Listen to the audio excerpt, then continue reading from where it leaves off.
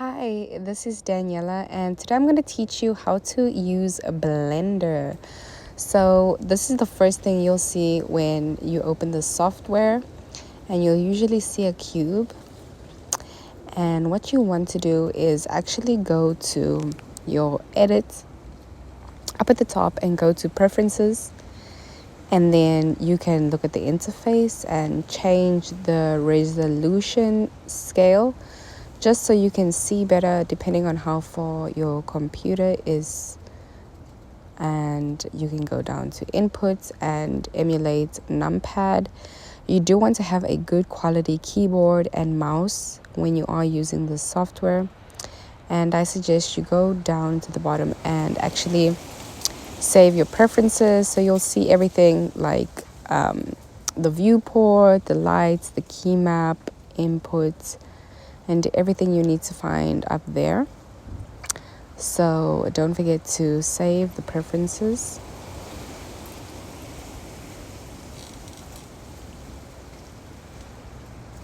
So what you can use right now is left click, and you can go to object mode, edit mode. Just looking up at the viewport, you can go to layout, modeling, sculpting, and you can use one of these tools to just sculpt whatever you may need. And they have settings on how strong you want the effect to take place, and how big you want the brush to be, and anything you desire. So this is really helpful for characters and doing something more natural in the environment. I like to sculpt, and you can see the texture painting, shading, animation, rendering, compositing, and geometry nodes. I changed up so you can go to 3, 7,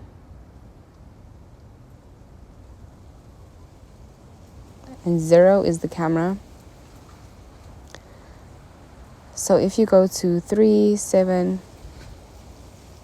and I think 1, you can toggle between front view, side view, etc. So to pan, you can hold down your middle mouse button and hold shift. You can then also select the camera, and this is the light. It's a point light. You can change the watts and make it brighter if you want it to be brighter. Change the color of the light if you wish to do so.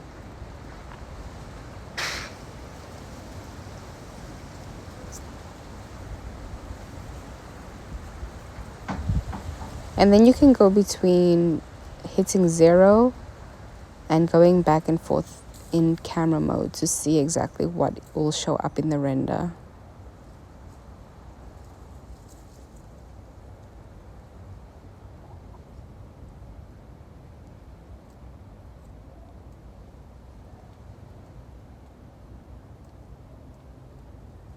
There's options here for the object context menu. When you right click on your mouse, you can shade smooth your object, and you can change it back.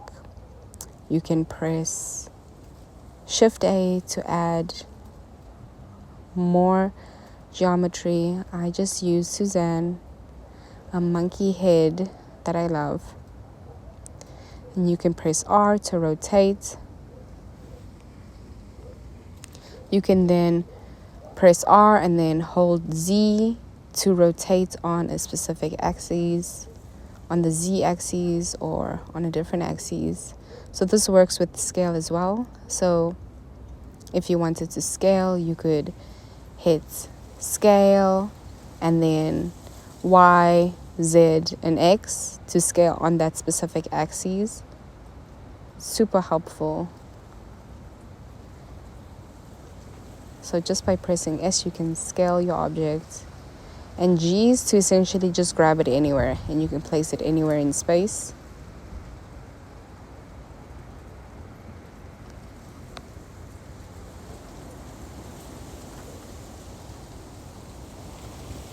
I made it super big, so what you can do right now is click on the object, right click it and delete it, or you can just press X.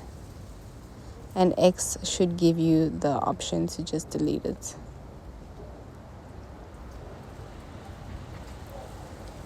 So as you can see, you can press G to grab it and go on your Y axis and just move it wherever you please, and it will stay on that axis. And Control Z is to undo. Like I said, if you want to go in camera view, just hit 0. So I just added a grid for the bottom of the monkey, and I just scaled it up and moved it down.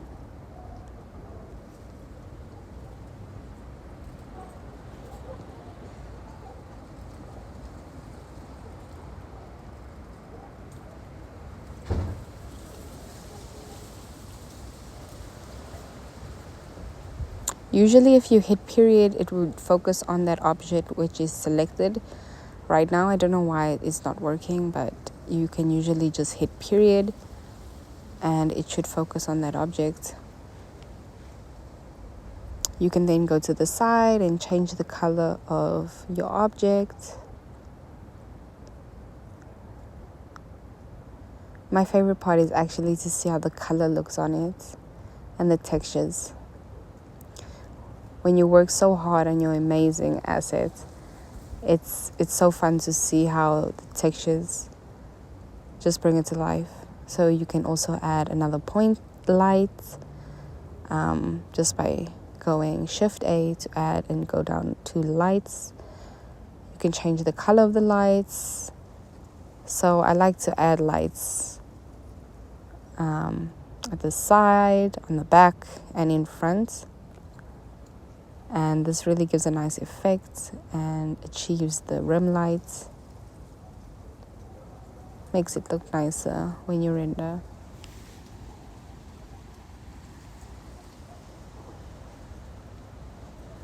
So this is camera view, and you can see how exactly it looks. I'm just fixing the ground. As you can see, I need to scale down Suzanne because her chin is in the ground, which doesn't make sense. So, and I'll just center her, and now I just hit 0 and I'm out of the camera, and this little black box is the camera. And you can just go at the top and see how your render is looking by going render at the top and rendering the image. So I'm just changing the color of the lights and the watts to 3000 watts, adding another point light.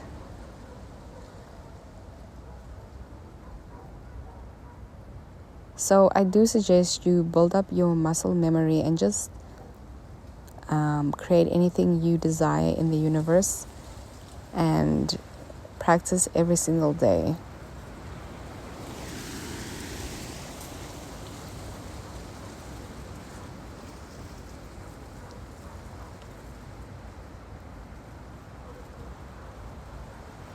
Learning these 3D software has truly made me so proud of myself. And it's honoring a childhood dream that I've always wanted to do. So to be able to teach this to you right now is super special for me. And I hope that you can subscribe and like this content. But yeah, so we're going to just hit Shift A and go down to just add another object so I can show you that you have the ability to just hit X, and then it will delete your object that's a really fast way to do that. I highly recommend you just learn all the shortcuts because it will improve your workflow. Boom, here it is. Okay.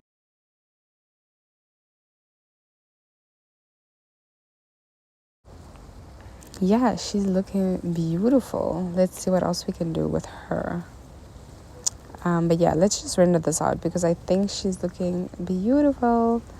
Wow, look at Suzanne with the lights behind her, pink lights going on. Wow.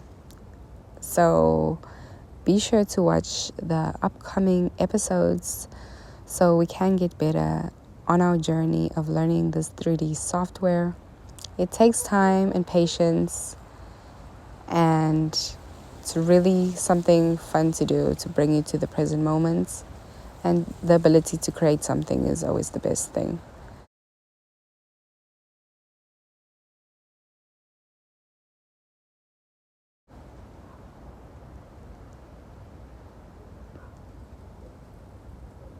So right now I'm just showing you that you can hit A to select all the objects in the space. And once you have both selected, you can rotate on the axes and it will do it the same. It will rotate on both objects.